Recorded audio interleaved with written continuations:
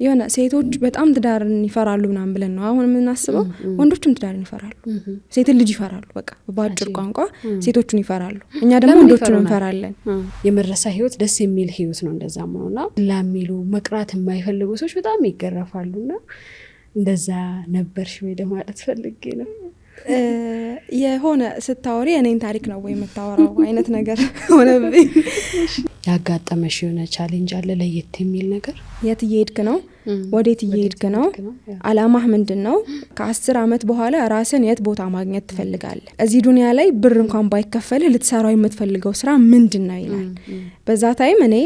እነዛን ጥያቄዎች መመለስ አቃተኝ ስለ ሙስሊም ሴቶች አህዋል ነው ያነሳን ያለነው ለምን ችግራችን እኛ ራሳችን ካላወራ እኛ ራሳችን ካላነሳ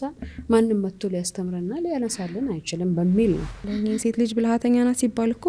የምርም ብልሃተኛ ነች ቤቷን በደንብ ማያዝ ትችላለች አይደለም ቤቷን ባሏን ማያዝ ትችላለች ባህሪውን መቀየር ትችላለች ማስተካከል ትችላለች በተለይ ሴት ልጅ ብልህ መሆን አለባት አእምሮዋ የበሰለ መሆን አለባት አእምሮዋ ደግሞ የሚበስለው አንባቢ ስትሆን ነው ከትዳር በፊት ያለ ፍቅር ሳይሆን ትዳር ውስጥ ገብተሽ የምትኖሪው ፍቅር ነው የሚበልጠው